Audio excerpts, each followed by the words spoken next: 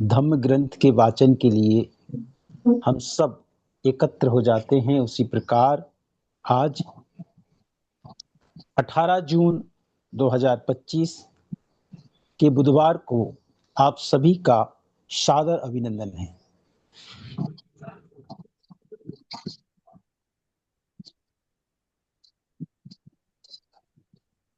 पिछले कुछ बुधवारों में हमने अपने प्रस्ताव को आपके समक्ष रखा था और आप सबके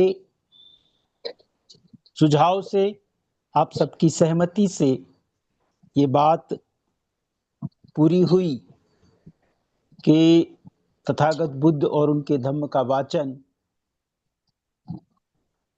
में कुछ एक नयापन उसके शिखर तक पहुंचाने के लिए, लोगों तक पहुंचाने के लिए, तो आज का प्रयास है कि प्रश्नोत्तरी के माध्यम से हम आपके बीच में उपस्थित हैं।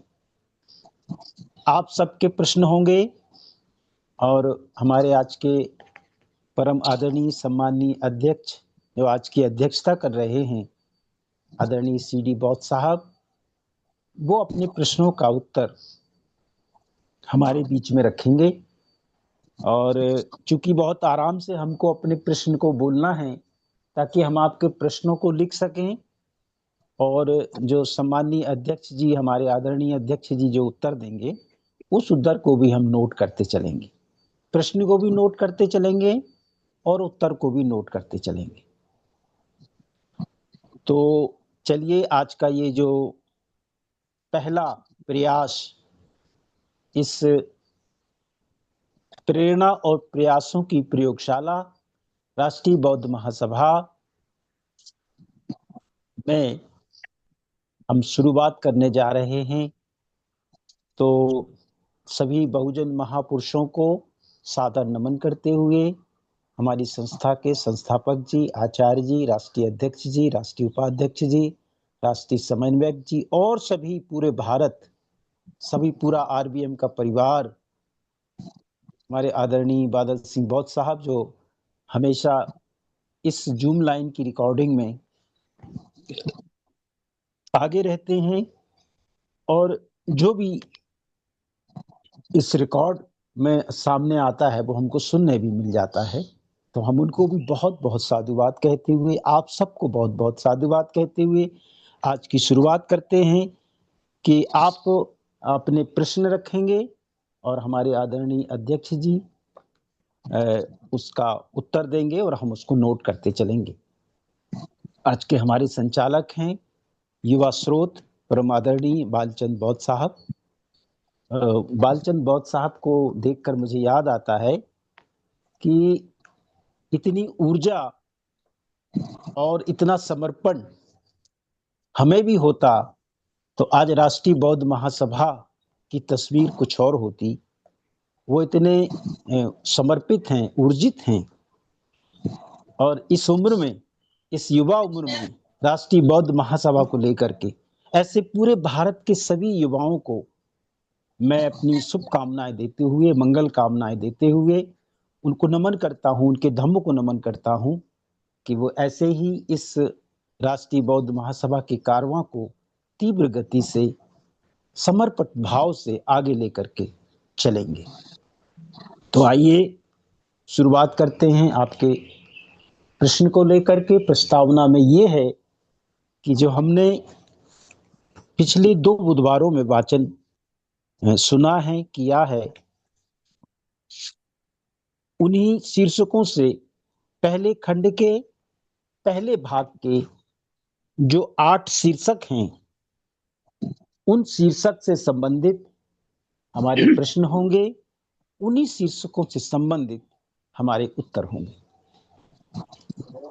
मैंने पहले भी निवेदन किया है कि हमने बोधिसत्व विश्व रत्न डॉक्टर बाबा साहब अम्बेडकर द्वारा रचित इस पावन पवित्र तथागत बुद्ध और उनके धम्म ग्रंथ को सर्वमान्य मान लिया है।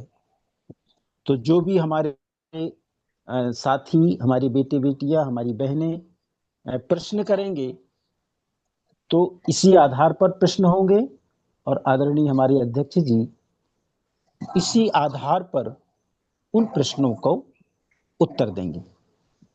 तो हमारे आज की अध्यक्षता कर रहे परम आदरणीय सीडी बौद्ध साहब, मैं उनसे निवेदन करूंगा कि वो इस जिम्मा को संभालते हुए, चूंकि अब हमारी बारी है कि हमारे साथी लोग प्रश्न करेंगे और आप उनका उत्तर देने के लिए तैयार हो जाएं।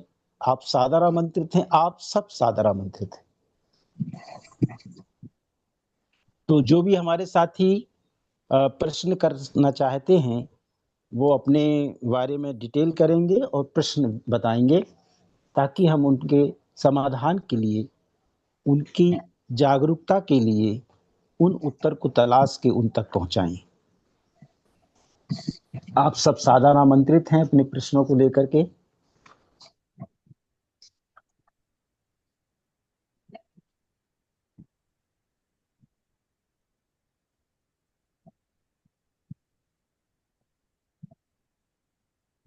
मेरी आवाज नहीं पहुंच रही क्या? आ रही है सर, आ रही है।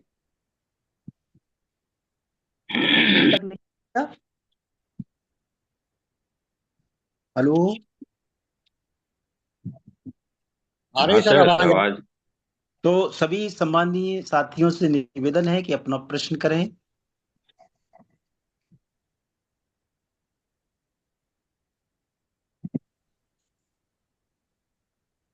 चलिए सर, मेरा क्वेश्चन है। आवाज आ रही है सर? जी जी। सीडी बॉस साहब मेरे को सुन रहे हैं? आवाज आ रही है, आपकी आ रही है। मेरा क्वेश्चन है कि शाक्यों के शासन काल में राज्यों पर किसी एक राजा का अधिकार होने पर उन्हें क्या कहते थे? बहुत साधुवाद परम सम्मानी अद्भुत साहब। सर मैं एक एक मिनट पर रिपीट करें, मैं लिख नहीं पाया उसको, कृपया। वो ये लगा हुआ था। रिपीट सर करूं? प्रश्न रिपीट करें सर। शाक्यों के शासन काल में शाक्यों के शासन काल में राज्यों पर किसी एक राजा का अधिकार होने पर, शासन काल में एक राजा का अधिकार होने पर उन्हें क्या कहते थे? राज्यों के एक अधिकार, एक एकाधिकार होने पर राज्यों उन्हें के एकाधिकार होने पर, क्या कहते थे? क्या एकाधिकार होने पर क्या कहते थे, है ना?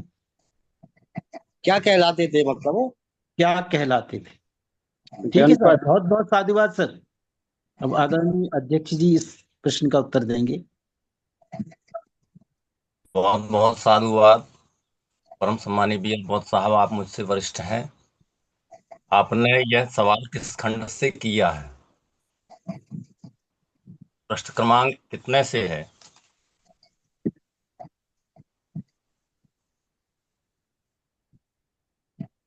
मेरी आवाज पहुंच रही सर? आ रही है सर? पूरा बताना भी है सर कि मैं ग्वालियर से ऐसा ऐसा करके, फिर आपका प्रश्न हम नोट भी करेंगे और फिर उत्तर भी नोट करेंगे, और आप सुनिए। आपने सवाल किया है तो जो सीमा है उसके अंदर में कहां पर है यह प्रश्न? इस खंड में है? जी, अरे मैं अभी प्रथम खंड से ही पूछ रहा हूँ, मैं प्रथम खंड से ही पूछ रहा हूँ। प्रथम खंड में प्रश्न क्रमांक कितना? अरे भाई, ये तो प्रश्न उत्तर है, इसको कहाँ ढूंढेंगे खंड में? आदरणीय अध्यक्ष जी, उनका प्रश्न है कि शाक्यों के शासन काल राज्यों के एकाधिकार होने पर क्या कहलाते थे। जो शाक्यों के शासन काल में जो राज्यों का एकाधिकार था, तो उस एकाधिकार क्या कहलाते थे, ऐसा उनका प्रश्न है। नहीं, आपका प्रश्न ठीक है, लेकिन मैं ये चेक करना चाहता हूं कि ये आपका प्रश्न है कहां से, इसके पहले अंदर वाला, से है? पहले भाग के पहले कुल से लिया है उन्होंने। जो पहले खंड का पहला भाग है और उसका पहला शीर्षक है कुल। क्या आचार्य जी मैं ऑप्शन भी दे सकता हूँ क्या? नहीं, थोड़ा उनको समय दीजिए ना अध्यक्ष जी को। अपन एक चलिए। परिवार है, हम सब एक परिवार तो हैं। नहीं, सवाल तो ठीक है, जहां सवाल होता है वहीं पर जवाब हुआ करता है। जी आपका सवाल ऐसा है कि मतलब एक चुनौतीपूर्ण सवाल है, ऐसा सवाल जिस पर किसी का ध्यान बहुत कम जाता है, और सवाल करने वाला ही उत्तर जानता है। एक बात, दूसरी बात यह है कि सब कोई सब कुछ जानता है, यह सोचना बिल्कुल गलत है। हो सकता है मैं नहीं जानता, लेकिन आपने सवाल किया, आपके दिमाग में सवाल आया कहां से, हम मिलकर सवाल का जवाब खोजने का प्रयास करते हैं। तो क्योंकि यह तरीका बहुत अच्छा है, और यूं कहें कि जितने लोग बैठे हुए हैं, केवल मेरी जिम्मेदारी नहीं बनती है कि मैं सवाल का जवाब दूं। जितने लोग बैठे हुए हैं, क्या ये सभी लोग इस सवाल का जवाब जानते हैं? बात मार्केबल है। अब रही आदरणीय बात अध्यक्ष यह जी, कि आदरणीय आदर- आदरणीय आदरणीय अध्यक्ष जी, वो ये जानना चाह रहे हैं कि पहले जो एक एक शब्द था जनपद और एक शब्द था संघ या गण। तो उनका प्रश्न उससे लेकर के है कि जब ए, शाक्यों के शासन काल में राज्यों के एकाकीदार होने पर वो क्या कहलाते थे। तो उनमें से आप उत्तर दे दीजिए।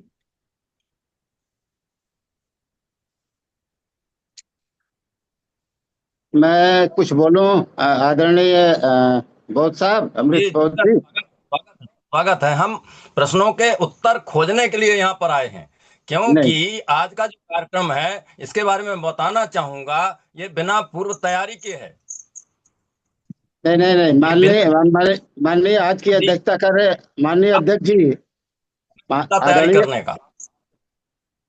आदरणीय अध्यक्ष जी, मैं सभी को ससम्मान नमो बुद्धाय जय भीम बोलते हुए मैं ये कहना चाहूंगा कि पहले इससे ही हम सब लोग सूचित हैं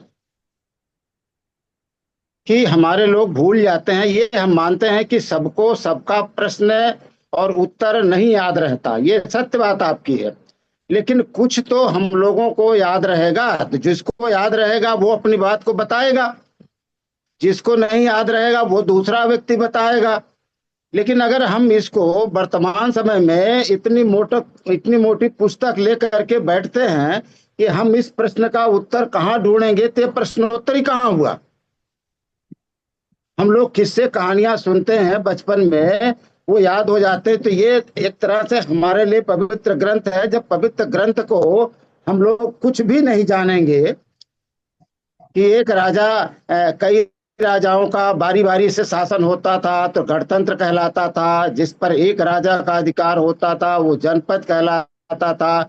हम जिस तथागत सम्यक संबुद्ध की बात कर रहे हैं, उनके पिताजी कौन थे, उनकी माताजी कौन थे, उनकी पत्नी कौन थी, वो कब गए अपने घर से, उन्होंने वो अपना सन्यासी बने, परिव्राजक बने। हम इन सब चीजों को सुनते चले आए और पढ़ते चले आए, जहां तक आप लोग कई सालों से पढ़ रहे हैं और सुन रहे हैं।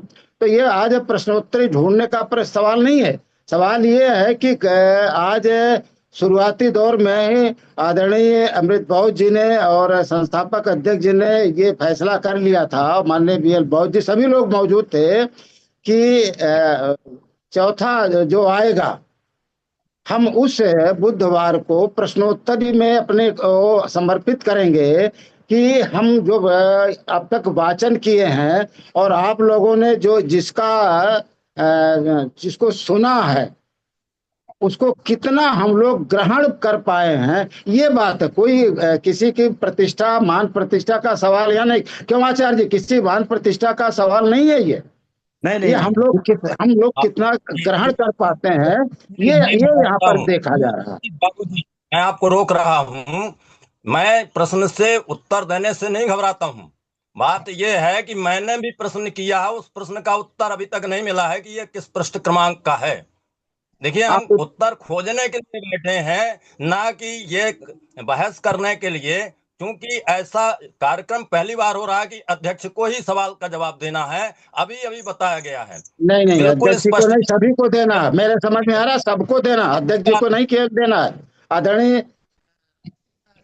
सब कोई सब कुछ नहीं जान सकता है, सब कुछ जी आवश्यक को नहीं है। शासन आपकी में प्राथमिकता हो सकती है सवाल, क्षमा लेकिन चाहूंगा। यह सवाल का चलिए, प्राथमिकता नहीं है। बाबूजी आप अपनी उम्र में बड़े हैं, मुझे अभी आदरणीय अभी अध्यक्ष बताया गया जी, कि अब मैं पूछ रहा हूँ प्रश्नकर्ता से कि ये किस पृष्ठ क्रमांक का है। अब प्रश्नकर्ता पृष्ठ क्रमांक बताने से गुरेज कर रहे हैं, इसका तात्पर्य क्या हुआ? आदरणीय अरे अध्यक्ष जी, निवेदन है कि मेरी बात आ रही है आपके समझ में, सुनाई दे रही सर? मैं हाँ, क्या सुनाई दे रही। आप दोनों से, आपसे भी, आप भी वरिष्ठ हैं, आदरणीय जगदीश बाबू जी भी वरिष्ठ हैं, मैं आप दोनों से निवेदन करता हूं बैठा हूं कि सर, आप इस बात को और अपन मेरी यहीं प्राथमिकता यह नहीं है। अगर पूर्ण आप ऐसा करें। प्रश्न पूछते हैं तो मैं कुछ और आपसे। हमारे दूसरे साथी तैयार होंगे सर प्रश्न को लेकर के। तो हाँ, आदरणीय सो हमारे सकता। बीएल बौद्ध साहब जो ग्वालियर से हैं, सर आपके प्रश्न का उत्तर मिल गया सर? मिल गया सर, मिल गया। आपने उत्तर दे दिया है। चलिए, हमारे दूसरे जो साथी हैं मैं उनको सादर आमंत्रित करता हूं। हमारे उस दूसरे समय कोई साथी अगला प्रश्न लेकर के आए, का वो उत्तर आप है सादर तो उसने दे दिया उत्तर। सर दूसरे हमारे कोई और साथी जिनके मन में इस बात को लेकर की कोई शंका आप समाधान हो, मुझे बताएं। अगले साथी हमारे कोई? नहीं नहीं, प्रश्न का उत्तर बताएं बीएल बोध साहब, क्या मिला है? सर हो गया, पूर्ण हो गया, उसको आगे बढ़ते हमारे और साथी तैयार होंगे, फिर उनको समय नहीं बचेगा। ये कौन सी बात हुई? आपने उत्तर मुझे नहीं बताया, मैं तो बात सुन रहा था बाबूजी की। बताइए ना, प्रश्न तो बताइए और शब्द उत्तर खर्च बताइए। में आए, उन्होंने बताया है कि जिसमें एक राजा का अधिकार रहता था तो वो जनपद कहलाते थे, और जिनमें किसी राजा का अधिकार नहीं रहता था वो संघ या गण कहलाते थे। तो उन्हीं को लेकर के प्रश्न था, आपको उसका उत्तर भी पता है। हम आगे बढ़ते हैं हमारे अन्य साथी की तरफ। तब पूछिए सवाल, हमारे जो और अन्य साथी तैयार हों अपने सवाल को लेकर के अपना सवाल करें सब।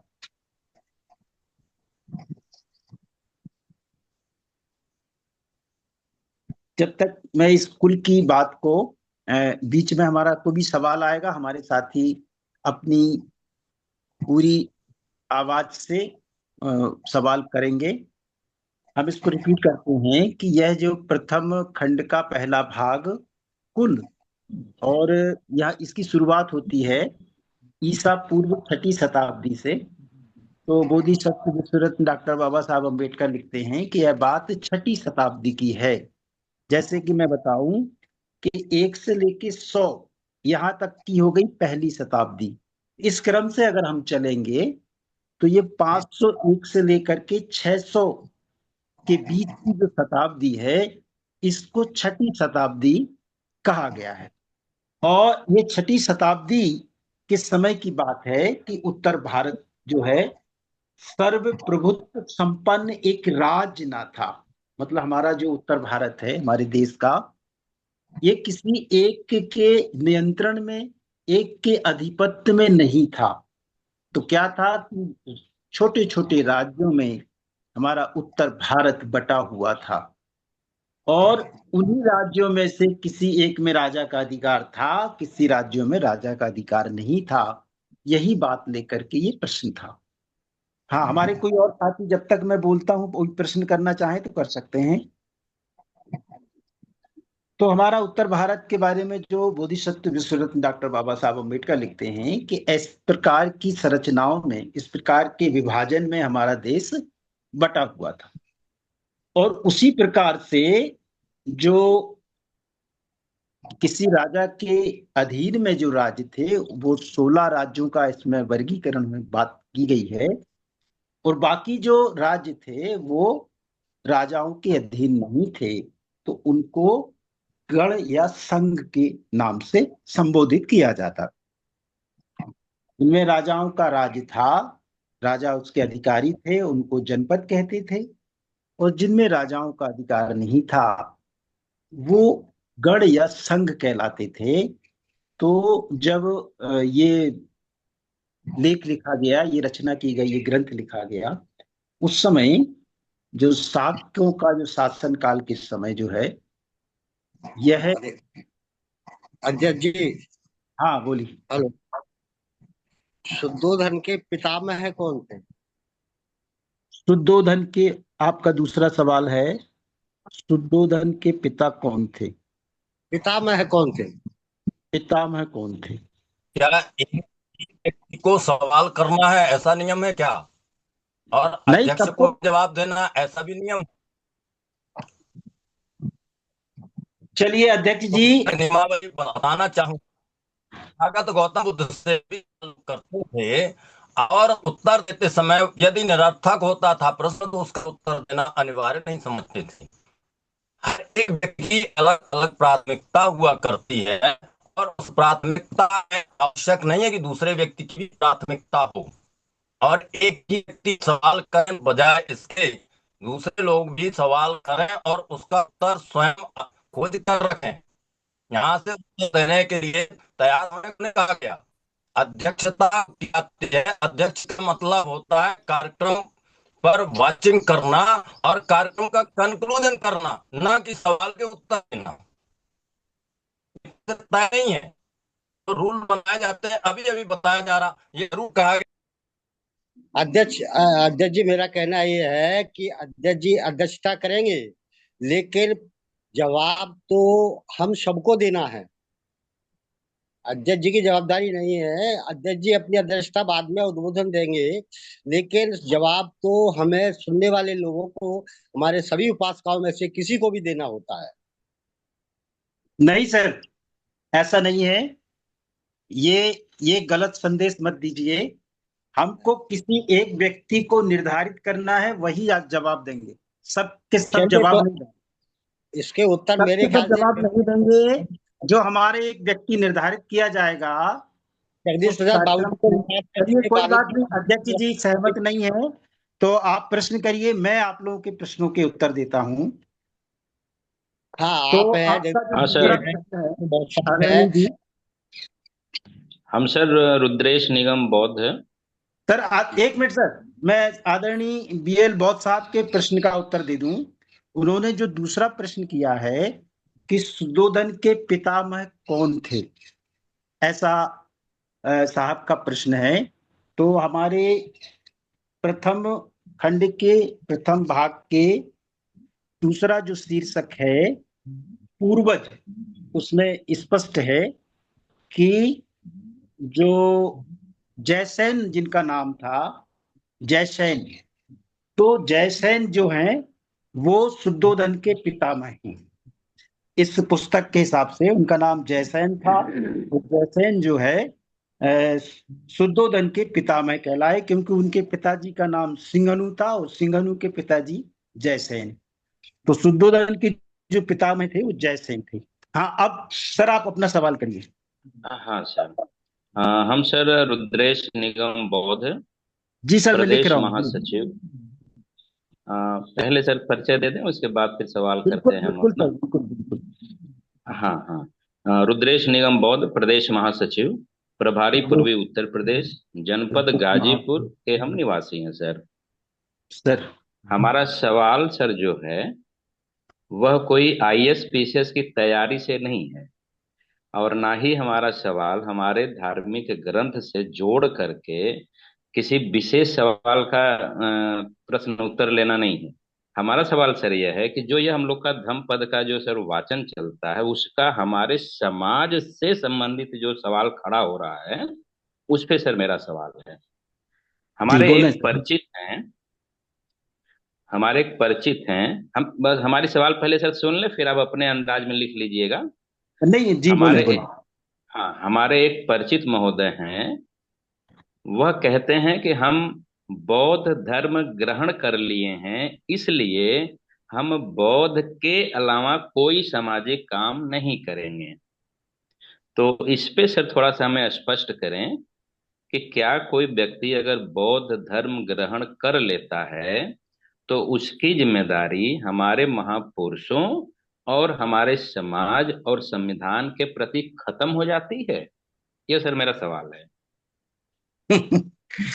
ये बहुत अच्छा, आपका प्रश्न तो बहुत अच्छा है सर। जी लेकिन हमने निवेदन किया है कि हम जो अ, तथागत बुद्ध और उनके धम्म का वाचन कर रहे हैं, जी जी तो हमारा बार बार सबसे यही आग्रह है, यही निवेदन है कि ये बात शुरू हुई कि हम तथागत बुद्ध और उनके धम्म का वाचन लगातार करते जा रहे हैं, लेकिन ये आउट या ये फीडबैक नहीं निकल के आ रहा है कि हमारे समाज को इस ग्रंथ से क्या शिक्षा मिली, हमारे समाज ने इस ग्रंथ से क्या पाया, हमारे समाज ने इस ग्रंथ को पढ़ करके समझ करके क्या अपने में बदलाव लाए। ये प्रश्न को लेकर के ये बात आई सब आप सबके बीच से जी जी कि इसको लगातार वाचन करते जाते हैं हम, लेकिन हमको कोई फीडबैक ऐसा नहीं पता चलता कि हमारे समाज ने इसको सुना भर है, ये समझा भी है, ये आचरण में भी लाए हैं, या उनको कुछ पता भी है कि वो केवल कहानी के माध्यम से सुनते चले जा रहे हैं। तो ये बात निकल करके कि बीच में हम प्रश्नोत्तरी भी रखें कि हमारा जो समाज जागरूक हुआ है वो कितना जागरूक हुआ है, और बुद्ध और धम्म के वाचन से उनके जीवन में क्या परिवर्तन आया, क्या इस धम्म ग्रंथ से उन्होंने कुछ सीखा, कुछ समझा। इसी प्रकार के प्रयोग को लेकर के ये प्रश्न है। तो आपने जैसे ये प्रश्न रखा, तो हमारे इन 8 शीर्षकों के बीच में से ये प्रश्न नहीं है। हमने बार बार यही अच्छा निवेदन अच्छा किया कि हमने जो वाचन किया है पहले खंड के पहले भाग के 8 शीर्षक, आप उसकी हेडिंग पढ़िए आज की, तो मैं सर आपको जी, एक जी और जी जी निवेदन जी कर जी रहा हूं। पहला निगम शीर्षक है साहब। कुल, दूसरा सर जी। शीर्षक है पूर्वज, तीसरा शीर्षक है जन्म, चौथा शीर्षक है अस्तित्व का आगमन, पांचवा शीर्षक है महामाया जी का परिनिर्माण, छठवां शीर्षक है बचपन और शिक्षा, और सातवां शीर्षक है आरंभिक प्रवृत्तियां, और आठवां शीर्षक है विवाह। इन शीर्षकों को बीच में से ही आपको प्रश्न लेना है और इनके बीच से ही आपको उत्तर होगा। ऐसा हमने प्रयोग किया है। ये पहला प्रयोग है, जी पहली कोशिश जी है। इसमें कुछ गलतियां भी हो सकती हैं, कुछ खामियां भी हो सकती हैं, लेकिन ये हमारा प्रयोग है, आप सबका प्यार है, आप सबका स्नेह है।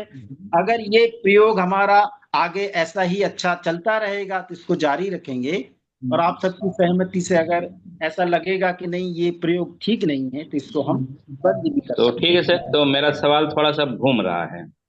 जी। नहीं धम्म पद के किस भाग लेकिन में, हम्म धम्म वाचन के जरिए जो धम्म पद का वाचन हो रहा है, उसके किस भाग में यह लिखा हुआ है कि अगर हम बौद्ध धर्म ग्रहण कर लेते हैं तो हमारी जिम्मेदारी अपने महापुरुषों, समाज और संविधान के प्रति खत्म हो जाती है? किस भाग में लिखा है? अभी तक जो मैंने आपको शीर्षक पढ़ के बताए, इन शीर्षकों में ये तो बात नहीं हाँ, तो लिखी उसमें हुई से है, किस किस शीर्षक से जुड़ा है यह विषय जो है? और ये आखिर हम किसी इसको ने धम्म हमसे पद सवाल किया सर समाज में? माननीय हमें तो राष्ट्रीय मैं से खैर, आपको बता आचार्य रहा हूँ। जी, मैं अगर अध्यक्ष जी की अनुमति हो तो मैं कुछ कहूँ। हाँ नहीं है सर, आप प्रश्न करिएगा। मैं सर को 1 मिनट में बता दूं। सर इसको जी जी आपको जी। धम्म पद नहीं कहना है, इसको कहना है तथागत बुद्ध और उनका धम्म। ये धम्म पद अच्छा, नहीं ठीक है। ठीक ठीक। हमारा जी वाचन जो जी हो जी रहा है तथागत बुद्ध और उनका धम्म। जी जी जी। बोलिए साहब, अ, हमारे आदरणीय जगदीश बाबू साहब माननीय प्रश्न कर रहे हैं। प्रदेश महासचिव जी आदरणीय निगम जी, हाँ सर। वैसे तो जिस व्यक्ति ने ये कहा है कि जी मैंने जी बौद्ध धर्म ग्रहण कर लिया है और अब किसी भी तरह से किसी भी सामाजिक संगठन में कार्य करने की आवश्यकता नहीं है, शार्ट में कह रहा हूँ आपके भाई, यही तो है आपका प्रश्न जी है। जी जी जी जी जी जी। बाबा साहब डॉक्टर अंबेडकर ने जो ये पुस्तक लिखी भगवान बुद्ध और उनका धम्म, इसके अनुसार एक भिक्षु को एक भदंत को भी सामाजिक पीड़ाओं से संबंधित जितने भी काम है वो सभी को करना है। जो बाबा साहब ने लिखा है, जी जी जितने भी सामाजिक पीड़ा से संबंधित कार्य है उन सभी कार्यों में उसको अपनी मानवीय संवेदना के साथ हिस्सेदारी निभानी है। और यदि वो हिस्सेदारी नहीं निभाता है तो बौद्ध धर्म का अनुपालन नहीं कर रहा है। दूसरी बात, क्योंकि बाबा साहब डॉक्टर अंबेडकर ने इस पुस्तक के माध्यम से राजनीतिक बात करने, राजनीति करने का भी संदेश दिया है। राजाओं को भी उन्होंने इसमें संदेश दिया है इस पुस्तक के माध्यम से। अब तीसरी बात, कोई भी आदमी, कोई भी भिक्षु, कोई भी उपासक यदि अपने, पहले उससे पूछिएगा जिसने आपसे कहा कि मैं बौद्ध हूँ, बौद्ध वो है जो, यदि लॉ बोर्ड आपका होता तो बौद्ध धर्म ग्रहण करने के बाद आप बौद्ध होंगे, और यदि आपका लॉ बोर्ड नहीं है तो बौद्ध धर्म ग्रहण करने के बाद भी आप बौद्ध नहीं हैं। जब तक आप भारत सरकार के द्वारा गजट में आपका नाम आ नहीं जाता है तब तक आप बौद्ध नहीं हैं। और मैं निवेदन के साथ करना चाहता हूं कि हम लोग अपने मार्ग से भटकते भटकते अब केवल 20 मिनट का समय राष्ट्रीय समाचार जी रह गया।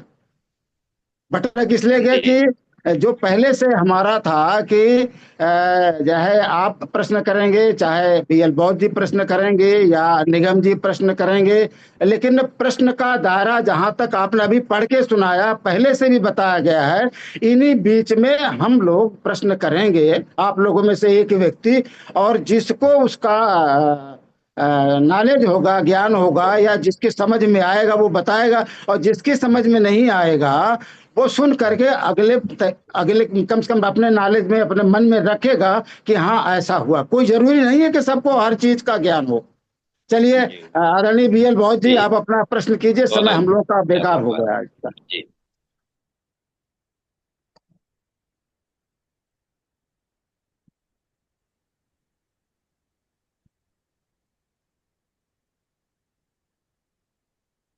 आदरणीय बीएल बौद्ध जी, अब आप आगे की कार्रवाई, प्रश्न उत्तर की इस कार्यक्रम को आगे बढ़ाएं। सर, क्या मेरे को ही पूछना है? सारे प्रश्न जी सर, सबको पूछना, पूरे भारत को, पूरे भारत सादर आमंत्रित। नहीं, प्रश्न तो माननीय राष्ट्रीय आचार्य जी, क्योंकि प्रश्न बनाया जाता है। बाबूजी, मेरा एक प्रश्न है सर।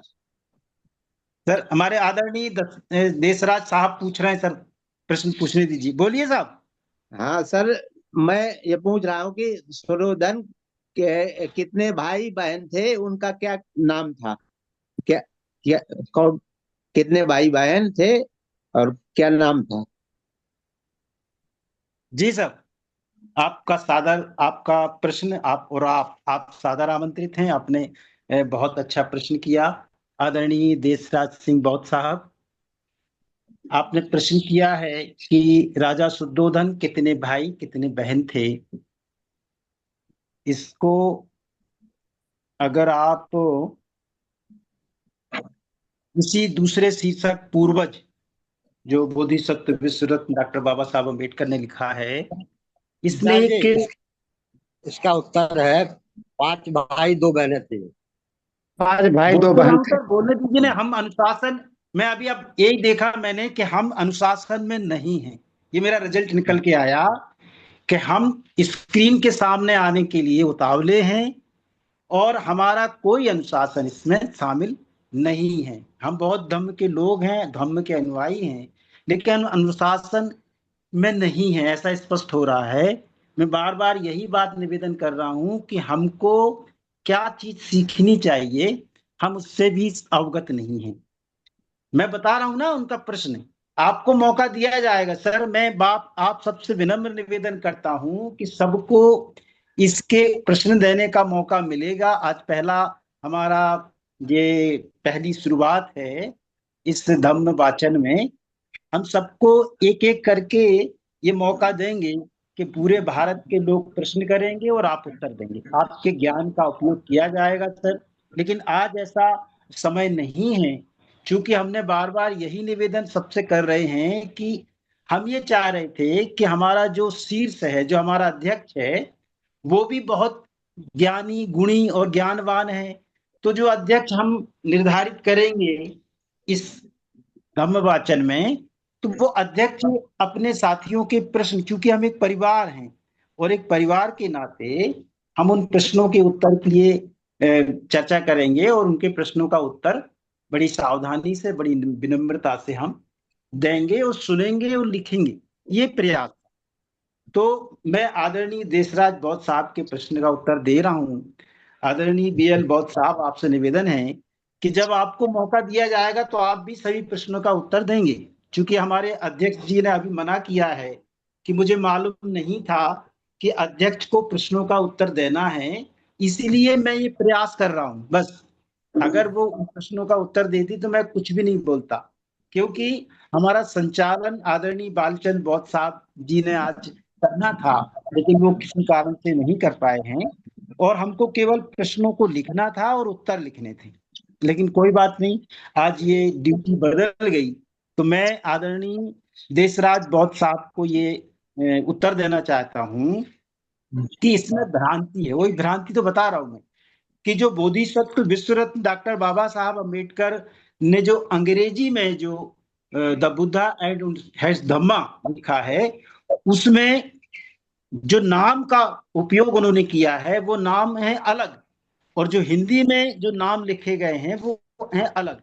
तो मैं इसलिए दोनों बातों को स्पष्ट आपसे कर रहा हूं कि हमने कोशिश की है कि हम बोधिसत्व विश्वरत्न डॉक्टर बाबा साहब अम्बेडकर की लिखी हुई बुद्ध और उनके धम्म ग्रंथ को ज्यादा प्राथमिकता दें।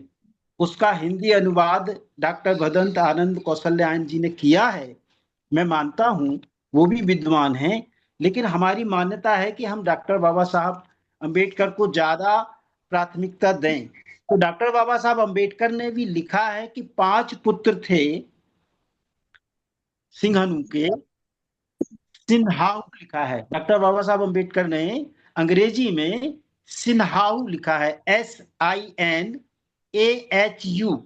अंग्रेजी में जो शुद्धोधन, राजा शुद्धोधन और उनके भाइयों की जो पिता का नाम डॉक्टर बाबा साहब अम्बेडकर ने लिखा है सिन्हायू, SINAHU। अगर मैं गलत पढ़ रहा हूं तो आप लोग उसको अच्छा पढ़ सकते हैं, लेकिन नहीं, सही स्पेलिंग है, सही है। SINAHU, तो सिन्हायू लिखा हुआ है। तो सिन्हायू के जो पुत्र थे और पुत्रियां थीं, तो बोधिसत्व विश्वरत्न डॉक्टर बाबा साहब अम्बेडकर लिखते हैं कि एक पुत्र थे उनको शुद्धोधन, दूसरे थे धोधन, तीसरे थे सुकोदन और चौथे थे अमितोदन। इन 4 का नाम ही यहाँ वर्णित किया गया है। लेकिन जो हिंदी है, हिंदी में जो 5 नाम लिखे हैं, एक है शुद्धोधन, धोतोदन, शुक्लोदन, साक्योदन और अमितोदन। ये हिंदी में 5 नाम लिखे हैं। 5 नाम लेकिन है। अंग्रेजी में जो बाबा साहब ने लिखा है, उसमें उन्होंने लिखा है कि 5 सन, 5 बेटे थे, लेकिन नाम में 4 नाम हैं, शुद्धोधन, धोतोदन, सुक्कोदन और अमितोदन। और 2 बेटियों का वर्णन इसमें है कि एक बेटी का नाम था अमिता और दूसरी बेटी का नाम था पमिता। तो ऐसे 5 बेटे और 2 बेटियों का यहाँ वर्णन है। तो मैं मानता हूं कि हमारे देशराज साहब को उनके प्रश्न का उत्तर मिल गया होगा। सर, आप जी सर, सहमत हैं? Thank you sir. बहुत बहुत साधुवाद सर सर, मेरा बहुत भी एक बहुत प्रश्न है बहुत माननीय अच्छा।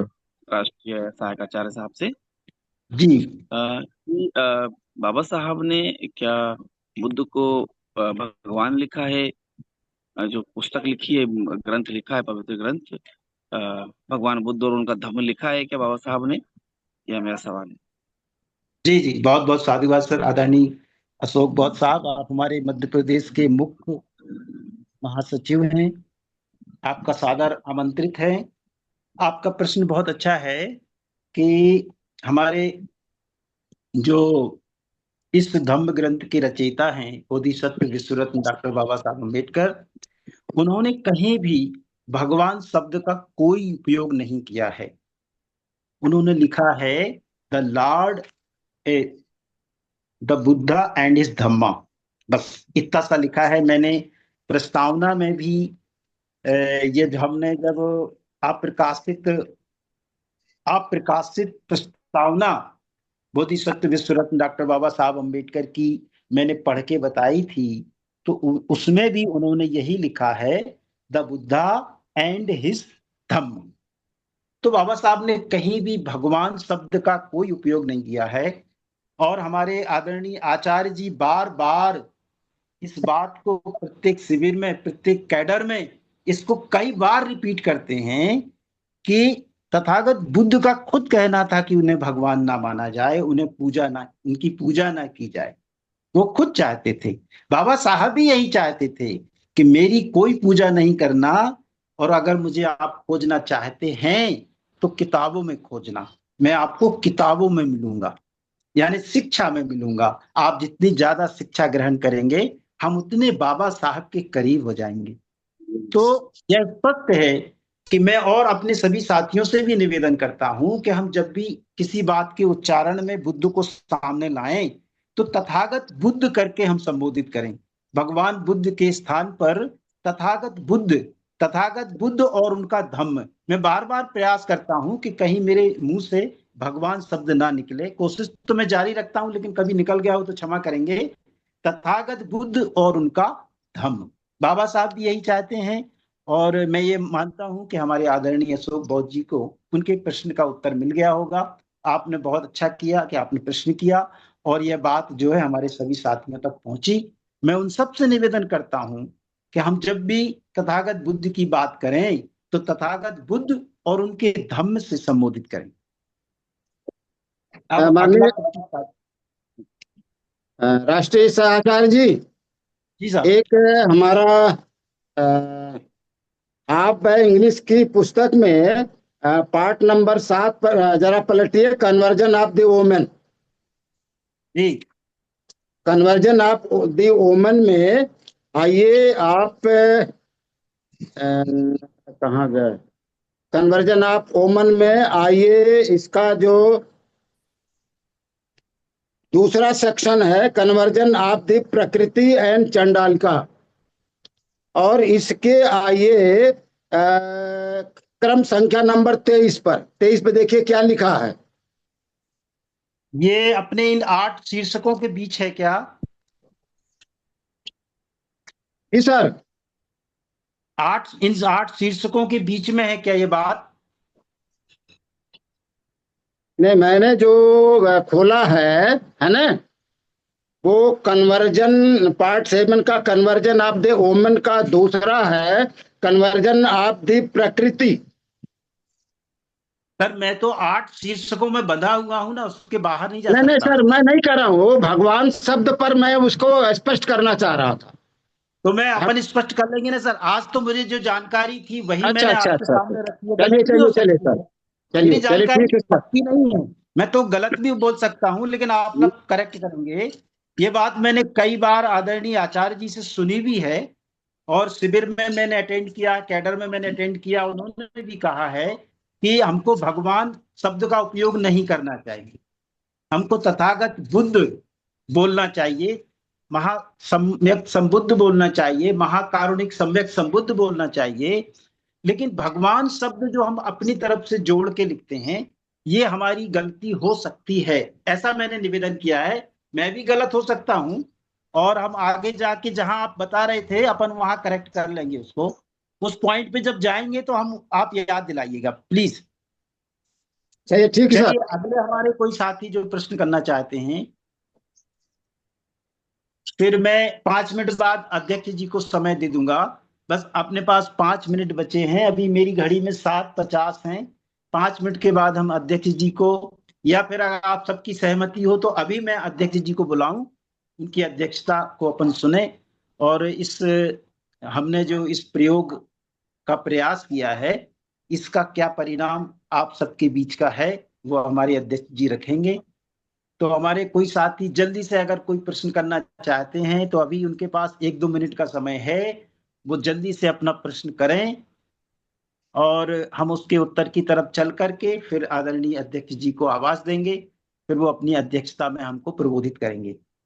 पूरे भारत से मेरा बार बार निवेदन है। आज मेरे को ये लगा कि हमारी बहनों की तरफ से कोई प्रश्न नहीं आया, तो हमारी बहनों से भी मैं विनम्र निवेदन करता हूं कि आप अपने मन में कोई भी प्रश्न लेकर के अगर बैठे हैं तो कृपया उस प्रश्न को हमारे बीच में जरूर रखें।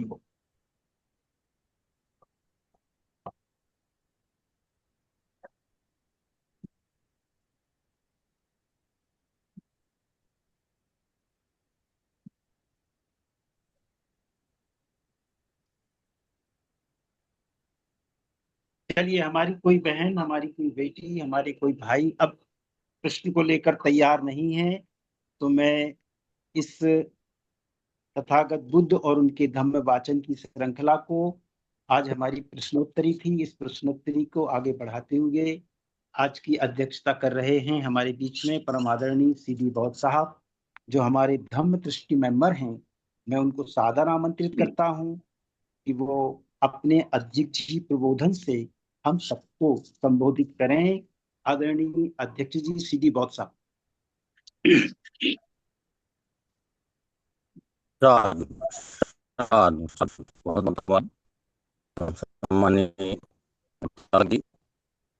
सर्वप्रथम के सागर तथागत गौतम बुद्ध के चरणों में नमन करते हुए परम पूज्य बोधि सत्व बाबा साहब भीमराव अम्बेडकर जी के चरणों में नमन, बहुजन समाज में जन्मे श्री संत गुरु माताओं के चरणों में नमन, काशी बौद्ध महासभा के संस्थापक जी एवं दक्षिण बौद्ध महासभा के वर्तमान अध्यक्ष जी एवं राष्ट्रीय आचार्य जी सहित सभी धर्मगुरुओं को, उपासक उपासिकाओं को सादर नमो बुद्धाय, जय भीम। प्रश्नोत्तरी करना गलत बात नहीं है, प्रश्नोत्तरी होना चाहिए और कुशल प्रश्न, कुशल उत्तर होने चाहिए। प्रश्न की उपयोगिता भी देखी जानी चाहिए। इसकी उपयोगिता क्या है? देखिए, अनुपयोगी तो कुछ नहीं है दुनिया में, लेकिन हमारी प्राथमिकता किधर होनी चाहिए? अपनी अपनी प्राथमिकता अलग अलग होती है। जैसे प्रश्न आज पूछे गए हैं, इन प्रश्नों का संबंध परीक्षा की तैयारी से, IAS IPS से है। एक प्रश्न बीच में आया था निगम जी की ओर से, उन्होंने एक उपयोगी और लगातार सभी के जहन में आने वाला सवाल, आवाज साफ नहीं आ रही है। मान्यवर, आप अपना वीडियो अब बंद कर ले तो आवाज ठीक हो सकती है। मैं, अगर मेरी आवाज नहीं आ रही तो मैं वीडियो बंद कर लेता हूं। और प्रश्न बहुत अच्छे थे, ऐसी बात नहीं थी, लेकिन थोड़ा सा कॉन्सेप्ट नहीं हुआ। अगर मुझे ही उत्तर देने का निर्देश होता तो मैं पहले से ऐसी तैयारी कर सकता था। ऐसा कुछ नहीं, मेरे पास हिंदी इंग्लिश एडिशन सभी हैं, लेकिन क्योंकि मैं अस्वस्थ हूँ और मैंने संगठन से स्वस्थ होने तक के लिए, अवकाश के लिए आवेदन भी कर रखा है। लेकिन पहले मुझे कहा गया था कि मंगलवार के दिन आपको अध्यक्षता करना है बौद्धों के संस्कार पर। मैं उसकी लिए अपने को सेट कर रहा था, तभी अचानक केंद्रीय कार्यालय से मुझे निर्देशित किया गया कि नहीं, बुद्ध और उनका धम्म में अध्यक्षता करना है। अभी तक जिस तरह के कार्यक्रम होते आए उसके अनुसार मैं रेडी हूँ और प्रश्नों से घबराता नहीं हूँ, प्रश्न का उत्तर होता है। लेकिन ये प्रश्न जैसे पूछे जा रहे हैं, अगर वंशावली पूछना है और क्या कहा जाता है क्या नहीं कहा जाता है, ये तो परीक्षा संबंधी प्रश्न है। और परीक्षा की तैयारी के लिए जो व्यक्ति तैयारी कर रहा हो, हालांकि ये बात सही है कि हम अगर सुन रहे हैं तो गंभीरता से जांच करना बहुत जरूरी है। तो जो लोग सुनते हैं या समय काटते हैं, बैठे रहते हैं, उनके हिसाब से भी ये प्रश्नोत्तरी का जो सेशन रखा गया है बहुत अच्छा रखा गया है, इसे आगे चलना चाहिए। और जो लोग सवाल करते हैं, सवाल के जवाब भी तैयार रखें, क्योंकि सवाल का जवाब देना ही होगा फिर। अब मैंने प्रश्नकर्ता से ही प्रश्न कर दिया कि ये कितने पृष्ठ क्रमांक पर है, तो शायद मेरी आवाज नहीं गई, उन्हें देना चाहिए उत्तर। इसलिए कि यह प्रश्न करने का मतलब ये नहीं है कि अध्यक्ष को चैलेंज करना या प्रश्नकर्ता को चैलेंज करना या कि उत्तरदाता को चैलेंज करना। ये केवल एक डिस्कशन है जिससे सबका सामान्य ज्ञान विकसित हो। सही बात है, अगर हम अपने आप को बौद्ध कहते हैं और अगर हम तथागत का नाम नहीं जानते हैं, या कि उनके माता पिता का नाम नहीं जानते हैं, या उनके दादा परदादा का नाम नहीं जानते हैं, तो हमारा ये ग्रंथ पढ़ना ही निरर्थक है। लेकिन ये बात सही है क्या? इसी तरह हम अपनी वंशावली भी जानते हैं, तो शायद बहुत कम लोग जानते हैं, 2-3 पीढ़ी के आगे फिर नहीं जानते हैं। तो हमें जानना चाहिए। और दूसरी बात यह है कि बुद्धिज्म हमने ग्रहण कर लिया। बाबूजी ने बहुत अच्छा उत्तर दिया था कि डॉक्यूमेंट्री बुद्धिस्ट होने पर ही माना जाएगा। लेकिन वास्तविक बात यह है कि जो ना तो ब्राह्मण, क्षत्रिय, वैश्य के अंतर्गत नहीं आते हैं, या हिंदू मुस्लिम इसके दायरे में हैं, तो मुस्लिम जो हैं वो तो अपना अलग पहचान रखते हैं, सिख अपनी अलग पहचान रखते हैं, बौद्धों की कोई खास पहचान नहीं है। बुद्ध लिखो और बौद्ध दिखो, बौद्ध बनो। तो कहने का तात्पर्य यह है कि हम बौद्ध दिखेंगे कैसे? अपने चाल चलन से, पारमिताओं से, या उनके आचरण से, शीलों से। और सबसे बड़ी चीज जो है वो हमें जानना चाहिए, प्रतीत समुत्पाद, ये विशेष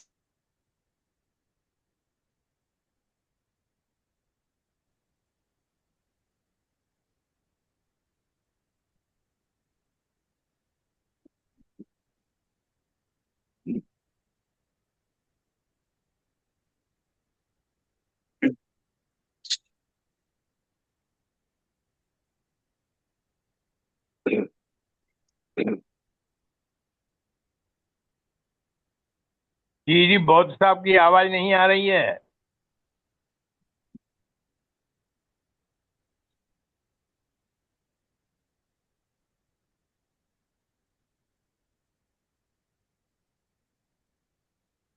आदरणीय अध्यक्ष जी, आपकी आवाज आना बंद हो गई है, तो नेटवर्क में आकर के पुनः अपनी बात पूरी करें। और चलिए, अगर अध्यक्ष जी का नेटवर्क उनका साथ नहीं दे रहा है, तो हम इस बात को आगे बढ़ाते हुए आप सबका आग्रह भी किया था मैंने, आप सबका अभिनंदन भी आप सबका है।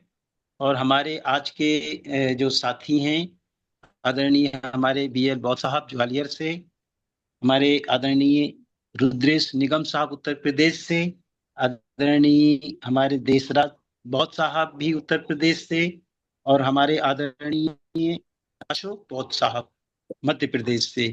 तो आज के इस तथागत बुद्ध और उनके दाचन की प्रश्नोत्तरी में इतने साथियों ने अपने प्रश्न रखे। मैं आशान्वित हूँ या आशा करता हूँ उनको जो उनके मन के प्रश्न थे उनका उत्तर मिल गया होगा। और अभी और अन्य साथियों से, जो हमारे अभी इसमें 43 साथी जुड़े हुए हैं, तो उनके अलावा और उनके जो भी साथी हैं, रिश्तेदार, परिचय, वो भी इस प्रश्नोत्तरी में भागीदारी निभाएं, ऐसे हम प्रयास करें। और मैं बार बार यही निवेदन आप सबसे करता हूं कि हमारा जो वाचन चल रहा है उसी वाचन के बीच में ही हमको प्रश्नोत्तरी रखनी है। हमारा समझ लो, कहिए हमारी पाबंदी है, हमारा एक बंधन है, और हम अनुशासन में हैं कि हम उसी क्रम से आगे धीरे धीरे बढ़ते जाएंगे। और आगे बढ़ते बढ़ते हम अपने उन प्रश्नों तक भी पहुंचेंगे जो हमारे मन में पहले से निर्धारित हैं। लेकिन आज जो क्रम हमारा बना हुआ है, कहते हैं कि अगर हमारा आधार मजबूत होगा तो हमारी बिल्डिंग भी मजबूत हो जाएगी। तो ये हमारा आधार है कि हम पहले क्रम से उस आधार को पूरा करते हुए, मजबूत बनाते हुए चलें। आपकी जानकारी है, मुझे मालूम है कि आप सब लोग अनुभवशील हैं।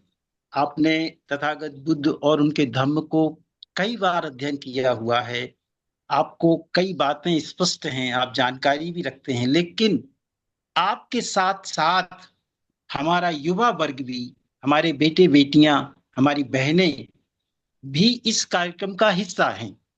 तो उनको भी आप ध्यान में रखिए कि आपको तो जानकारी है, लेकिन कुछ हमारे साथी, कुछ हमारी बहनें, कुछ हमारी बेटियां ऐसी भी इस कार्यक्रम का हिस्सा हैं जिनको ये जानकारी नहीं है। तो ये जानकारी उन तक भी पहुंचे, ये हमारा प्रयास है, यही हमारी कोशिश है। और हम ये मान के चलते हैं कि हमें कुछ नहीं मालूम, हम एक खाली गिलास हैं। जब हम खाली गिलास रहेंगे तभी पानी भर सकता है, और अगर हम पूरी भरी गिलास रहेंगे तो पानी कैसे भरेगा। तो हमारा प्रयास ये है, मेरा खुद का पर्सनल ये प्रयास है कि मुझे कोई जानकारी नहीं है, मैं इस अध्ययन में शून्य हूं, मैं इस अनुभव में शून्य हूं, मैं इस जानकारी में शून्य हूं।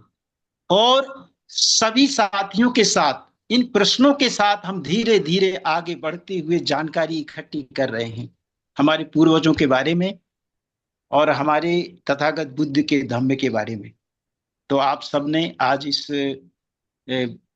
श्रृंखला में अपनी भागीदारी निभाई, मैं आप सबको बहुत बहुत साधुवाद कहता हूं। आगे भी ये श्रृंखला जारी रखेंगे तो आप सब लोग हमको एक ऐसा मार्गदर्शन करें कि इस, जैसे हमारे अध्यक्ष जी ने बताया कि इसको अब जारी रखें। हम आगे, ये गलतियां हो सकती हैं, ये बहुत खामियां हो सकती हैं, मैं मानता हूं कि हमारी शुरुआत है और ये आप सबका ही सहमति है, आप सबका ही एक मार्गदर्शन था कि वाचन के साथ साथ हम प्रश्नोत्तरी भी रखें। तो हमारा जो अगला अब प्रश्नोत्तरी होगी, तो हम 8 शीर्षक के बाद जो हमारा वाचन शुरू होगा उसमें हम प्रश्नोत्तरी अगले माह के तीसरे बुधवार को रखेंगे।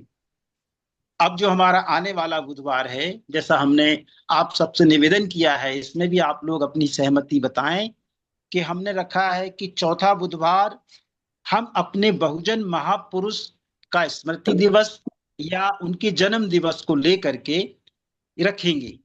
तो जो हमारा अगला बुधवार है, मैं चाहता हूं कि हमारे 26 जून को राजर्षि छत्रपति साहू जी महाराज का जन्म दिवस है। तो हमारा जो अगला बुधवार होगा, हम उस बुधवार में, जो हमारा अंतिम बुधवार होगा, उस बुधवार को हम अपने इन महापुरुष के जीवन दर्शन के बारे में, उनके संघर्ष के बारे में चर्चा करेंगे। तो आप सबकी अभी सहमति होगी, क्योंकि अभी हमारे पास 1 सप्ताह का समय है। आप अपने बात, अपने प्रस्ताव केंद्रीय कार्यालय में हमारी आदरणीय छोटी बहन शशि बौद्ध से ये बात साझा कर सकते हैं कि आप सबकी अनुमति होगी, आप सबकी सहमति होगी, तो हम अगले बुधवार को अपने महापुरुष राजर्षि छत्रपति साहू जी महाराज के बारे में चर्चा रखेंगे।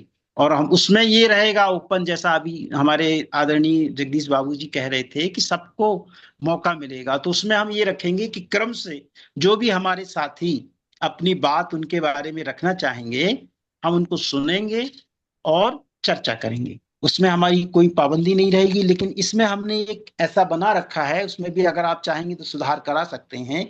हमने ये रखा है कि सब तरफ से शोर की आवाज ना आए, इसलिए हमने ये किया है कि हम किसी न किसी एक व्यक्ति को, एक गुणी व्यक्ति को, क्योंकि हमारे बीच में कमी नहीं है विद्वानों की, हमारे बीच में कमी नहीं है गुणीजनों की, इतने ज्यादा हमारा समाज जागरूक है, लेकिन हम क्रमवार सबको ये मौका मिले कि वो हमारे इस प्रश्नोत्तरी के मुख्य हों और हमारे पूरे भारत के आए हुए प्रश्नों का उत्तर वो स्वयं दें। हमको इस ज्ञानार्जन में कोई विरोधाभास पैदा नहीं करना है। हमारा प्रयास है इस जानकारी ज्यादा से ज्यादा लोगों तक पहुंचे। आप सबको बहुत बहुत साधुवाद। और मैं आप सबसे निवेदन करूंगा कि हम सब लोग, कि हमारी जैसी आज हमारी परंपरा है कि हम परंपरा के साथ कार्यक्रम का समापन करते हैं। मैंने समय ज्यादा ले लिया, क्षमा करेंगे।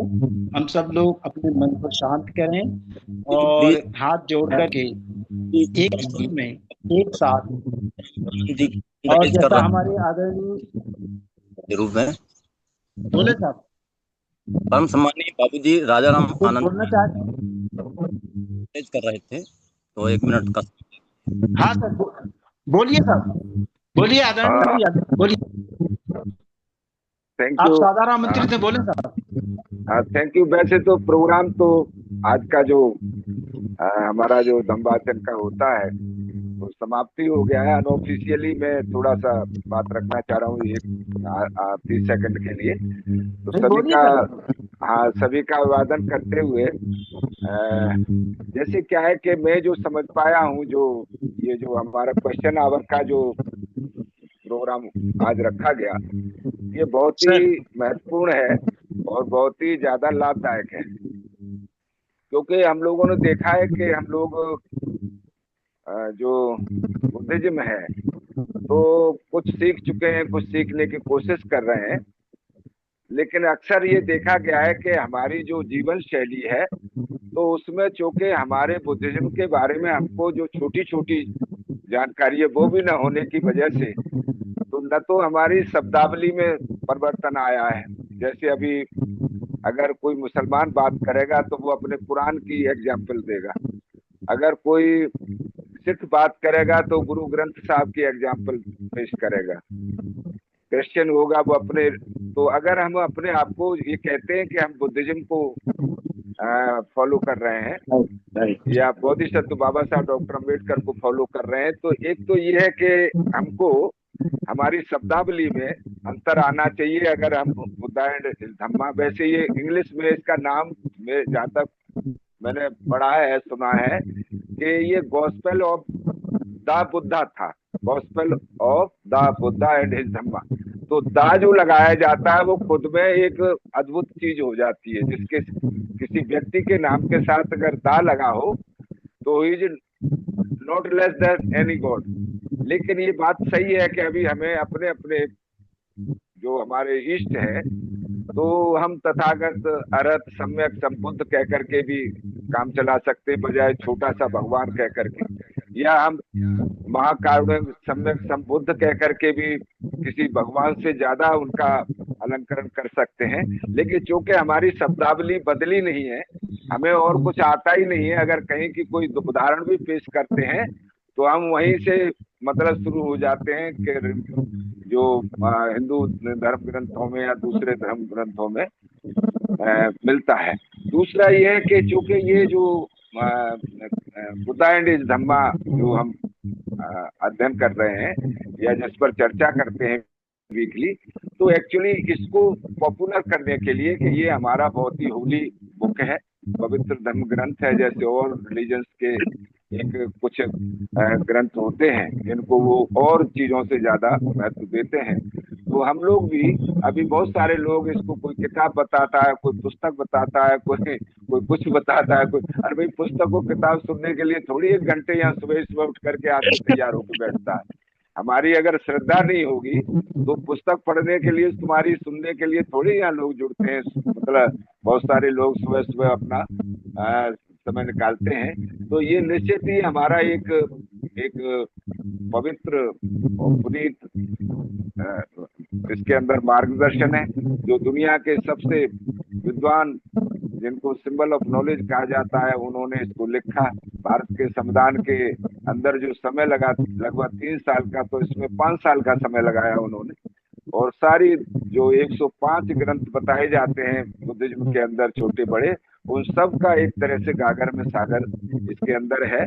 तो मैं यही अनऑफिशियली कहना चाह रहा था। मैंने हालांकि आज तो मैं चाह ही रहा था कि मैं समझने की कोशिश करनी चाहिए। तो अगर हमें इसको मतलब पढ़ने के बाद, सुनने के बाद और वाचन करने के बाद भी हमारी जो है छोटी मोटी भी नॉलेज नहीं है, छोटी मोटी शब्दावली भी हमारी बदली नहीं है, तो फिर मैं समझता हूँ ये हमारा समय एक तरह से निरर्थक ही जा रहा है। तो हमें अपनी शब्दावली, अपने किसी धर्म ग्रंथ के और हमारे दूसरे जो 5 निकाय हैं, त्रिपिटक है, बहुत सारा हमारा साहित्य है बौद्धों का, तो बौद्धों की भाषा शैली और उनकी जो छोटी मोटी जनरल नॉलेज है तो ये जरूर होनी चाहिए। हालांकि किसी साथी ने कहा था कि भाई जो सवाल उपयोगी नहीं है तो उसका कोई, तो उपयोगी यही है कि हमारी जो इस प्रश्नोत्तरी के माध्यम से हम लोग चाहते हैं कि हमारी जो एक तो बोली भाषा में जो अमूमन हम जो शब्द प्रयोग करते हैं तो यहीं से आने चाहिए। हमारे जो धम्म ग्रंथ है उससे हमें उदाहरण पेश करने चाहिए जब कोई बात होती है। तो ये लोग जो किंवदंती होती है वो तो खैर मैं मानता हूँ, लेकिन अक्सर लोग रामायण की, गीता की, महाभारत की, बौद्धों की मतलब बात करते हैं और उदाहरण उनके पेश करते हैं। तो मैं यही बात कहना चाह रहा था कि ये बहुत ही उपयोगी कार्यक्रम है और मतलब एक खंड के बाद हर हालत में इस पर बहुत गंभीरता से हम लोगों को कुछ चीजें चर्चा करनी चाहिए, रिकलेक्ट करनी चाहिए। इसके लिए मैं माननीय अपने आदरणीय एल.पी. अमृत बोस साहब जो हमारे राष्ट्रीय सहायक आचार्य जी हैं, उनका बहुत अच्छा स्टेप है, बहुत अच्छी उनका प्रयास है। मैं उनको इसके लिए धन्यवाद देता हूँ, साधुवाद देता हूँ। और सभी साथी जो जुड़ते हैं तो निश्चित ही वो मतलब लगाव रखते हैं अपने धर्म के प्रति, अपने धर्म ग्रंथ के प्रति, तो इसीलिए जुड़ते हैं। तो मतलब उनको अच्छी डाइट मिलनी चाहिए, क्योंकि सुबह सुबह का जो समय होता है तो इसमें मतलब पॉल्यूशन नहीं आना चाहिए कहीं से भी। तो यही बात रखते हुए मैं पुनः आप सबका अभिवादन करते हुए नमो बुद्धाय, जय भीम, जय नमो बुद्धाय, बहुत जय बहुत हिंद। साधुवाद परम आदरणीय डॉक्टर राजा रामानंद साहब। आप हमारे नेशनल कोऑर्डिनेटर भी हैं। आपने बहुत अच्छा मार्गदर्शन किया और हमारे सभी साथियों ने सबने सुना भी है। मैं सबसे यही निवेदन करता हूं कि जैसा हमारे आदरणीय राष्ट्रीय समन्वयक जी ने कहा है, हम उसका पालन करेंगे और हम सब लोग इस पालन के साथ अपने मन को शांत करें।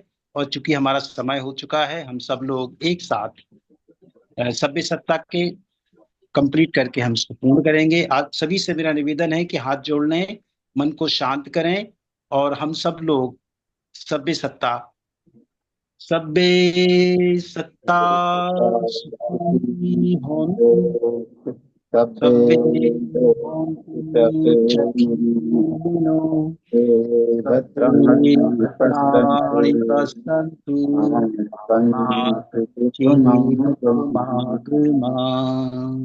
सभ्ये सत्ता भवन्तु, सभ्ये भवन्तु सुखिनो, सभ्ये भद्राणि पश्यन्तु, मा किञ्चित् दुःखमागमा। सभ्ये सत्ता भवन्तु, सभ्ये भवन्तु सुखिनो, सभ्ये भद्राणि पश्यन्तु, मा कञ्चित् दुःखमागमा। साधु साधु बुद्धं नमामि, धम्मं नमामि, सभी सम्मानित साथियों को नमो बुद्धाय, जय भीम, नमो बुद्धाय, जय भीम। सबका मंगल हो, सबका मंगल हो, सबका मंगल हो। जय भीम, नमो बुद्धाय, जय भीम। नमो बुद्धाय, जय भीम। बहुत बहुत साधुवाद, आभार। सभी को सादर नमो सभी बुद्धाय, जय भीम। सम्मानित साथियों को